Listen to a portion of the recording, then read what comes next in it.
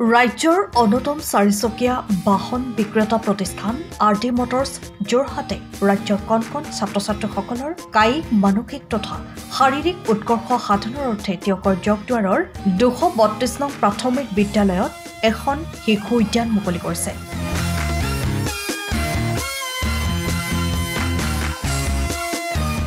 উল্লেখযোগ্য যে এই প্ৰতিষ্ঠানে বছৰটোৰ 52টা সপ্তাহতে ৰাজ্যৰ বিভিন্ন প্ৰান্তৰ চৰকাৰী প্ৰাথমিক বিদ্যালয়ত এইদৰে শিশুসকলৰ বাবে এখনকৈ শিশুসকলক উদ্যান প্ৰস্তুত কৰি আহিছে, যাৰ ফলশ্ৰুতিত ইতিমধ্যে জিলাখনৰ লগতে ৰাজ্যখনত বিশেষ সমাদৰ অৰ্জন কৰিছে আৰটি মটৰ্ছে।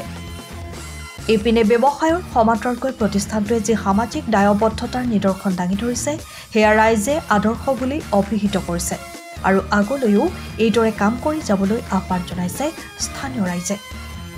প্ৰতিষ্ঠানৰ বিষয়ববীয়াই জনায় যে বিগত সময়ছোৱাত তেওঁলোকে বিদ্যালয়সমূহত ডেস্ক বেঞ্চকে ধৰি এইদৰে ছাত্ৰ-ছাত্ৰীসকলক সহায় কৰি অহাৰ লগতে বিভিন্ন সময়ত ৰক্তদান শিবিৰ অনুষ্ঠিত কৰি বহু ৰোগীক সহায় কৰি আছে আৰু এই সামাজিক কৰ্মৰাজি ব্যৱসায়ৰ সমান্তৰালকৈ অনাদি অনন্তকাললৈ অব্যাহত থাকিব। 232 নম্বৰ জগদুৱাৰ প্ৰাথমিক বিদ্যালয় আজি আমি যি CSR প্ৰজেক্টৰ থ্ৰুদি আমি এখন শিশু উদ্যান আজি মুকলি কৰিছোঁ। এইটো হৈছে আমাৰ 2025-26 বৰ্ষৰ CSR প্ৰজেক্টৰ আমাৰ 3 নম্বৰ স্কুল। যোৱা বছৰো আমি এনেকুৱা এটা প্ৰজেক্ট হাতত লৈছিলোঁ যে 52টা সপ্তাহত 52খন স্কুলত আমি এনে শিশু উদ্যান উপহাৰ দিম। এই লক্ষ্যত আমি ইতিমধ্যে উপনীত হ'লোঁ। আমি অসমৰ বিভিন্নখন জেগাত বিভিন্নখন স্কুলত আমি এনে শিশু উদ্যান উপহাৰ দিলোঁ। আৰটি মটৰ্ছ চেৰিটেবল ট্ৰাষ্টৰ ফালৰ পৰা এনেকুৱা বিভিন্ন ধৰণৰ সামাজিক কৰ্ম আগতেও কৰি থকা হৈছে। যেনেকৈ ধৰি লওক কিছুমান স্কুলত আমি খোৱা পানীৰ ব্যৱস্থা কৰি দিছোঁ, কিছুমান স্কুলত খোৱা পানীৰ অলপ প্ৰব্লেম থাকে, কিছুমান স্কুলত আমি ডেস্ক বেঞ্চ আমি যোগান ধৰিছোঁ।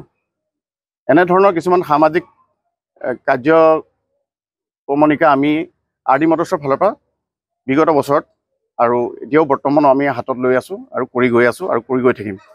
তেওঁলোকে যি কণ শিশুসকলৰ কাৰণে তেওঁলোকৰ সকলো প্ৰকাৰৰ উন্নতিৰ কাৰণে যি মহৎ কাৰ্য আগুৱাই নি আছে, সেই কাৰ্যৰ আওতালৈ আনি আমাৰ বিদ্যালয়ৰ শিশুসকলৰ বাবে যি এখনি শিশু উদ্যান আমাক আগবঢ়াইছে তাৰ বাবে ধন্যবাদ জনাইছোঁ, কৃতজ্ঞতা জ্ঞাপন কৰিছোঁ আৰু তেওঁলোকৰ এই যাত্ৰা সুদূৰ ভৱিষ্যতলৈ পূৰ্ণদমে আগুৱাই যাওক তাৰে কল্যাণ কামনা কৰি আৰু কৰিছোঁ আমাৰ বিদ্যালয়ৰ তৰফৰ পৰা। আপুনি ঘৰখনত জাপানী চৌকাত দৰ্জা, খিৰিকী, গ্ৰিল, গেট আদি লগাব বিচাৰে নেকি, যিবোৰ দীৰ্ঘদিন অটুট থাকিব? তেন্তে পলম নকৰিব, আমাৰ বিপণীলৈ আহক। যোৰহাটৰ একমাত্ৰ আমাৰ বিপণীত এনে উন্নত সামগ্ৰী উপলব্ধ।